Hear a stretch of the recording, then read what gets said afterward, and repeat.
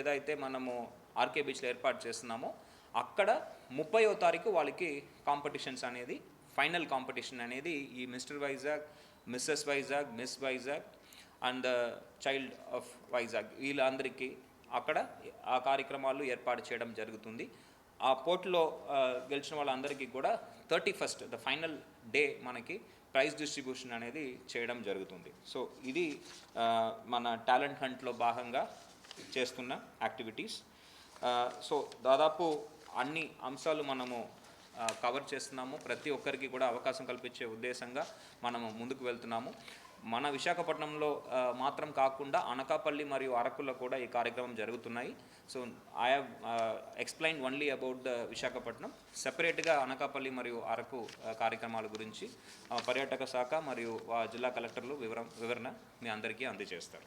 దీనికి సంబంధించిన press note కూడా మీ అందరికీ ఇవ్వడం జరుగుతుంది. ఇంకా ఏదైనా మీకు వివరాలు ఉంటే డెఫినెట్గా మేము అందరూ అందుబాటులో ఉన్నాము.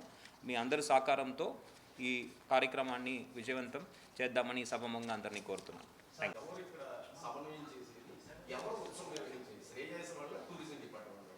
సో ఇద్దరు they are a vendor. They are a vendor.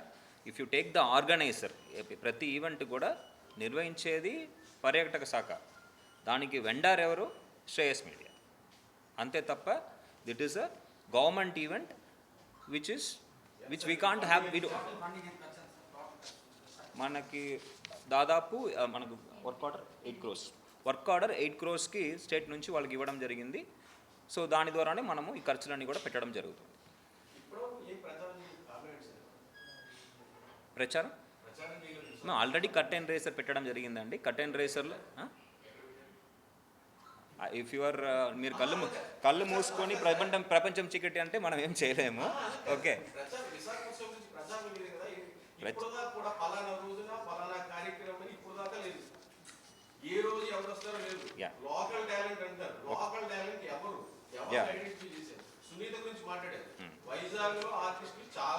I will respond. ఇప్పుడు లోకల్ టాలెంట్ అందరూ మమ్మల్ని కూడా సమన్వయం చేయండి అని వాళ్ళు కోరడం జరిగింది. మొన్న కర్టెన్ రేసర్ కార్యక్రమం రోజు కూడా వాళ్ళు ఇవ్వడం జరిగింది. వాళ్ళ యొక్క అభిప్రాయాలు కూడా సేకరించుకొని వాళ్ళతో మీటింగ్స్ పెట్టుకొని ఈరోజు మనము ఈ ఈవెంట్స్ అన్ని కూడా ఫైనలైజ్ చేయడం జరుగుతున్నది. It's not that they are not involve, not consulted. వాళ్ళని కూడా తీసుకొని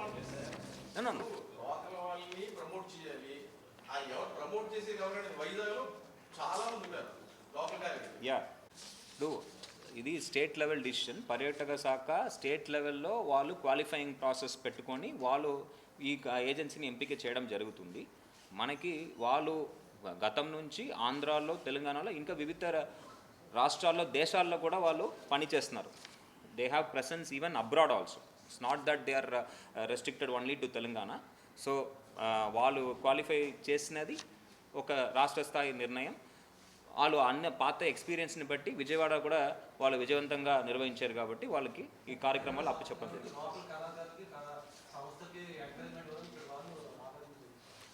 తప్పకుండా లోకల్ కళాకారులు, అదేవిధంగా లోకల్ వెండర్స్ కూడా మనం ఎంగేజ్ చేయమన్నాము. లోకల్ వాళ్ళు కూడా మనం ఆపర్చునిటీస్ ఇచ్చే విధంగానే కార్యక్రమాలన్నీ కూడా ప్లాన్ చేస్తున్నాం.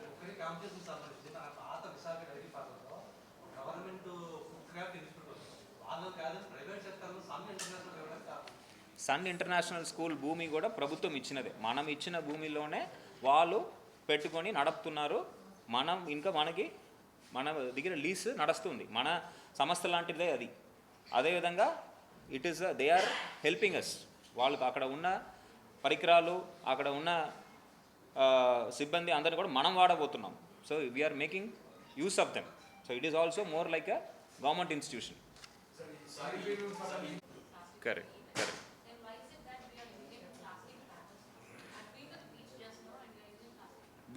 I was not aware of this.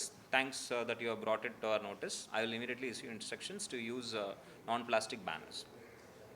Yeah. And also, what precautions do you have in place with regards to environmental protection or the post-protection, considering the fact that the already season has already started, and also beach pollution which is pretty common? Yeah.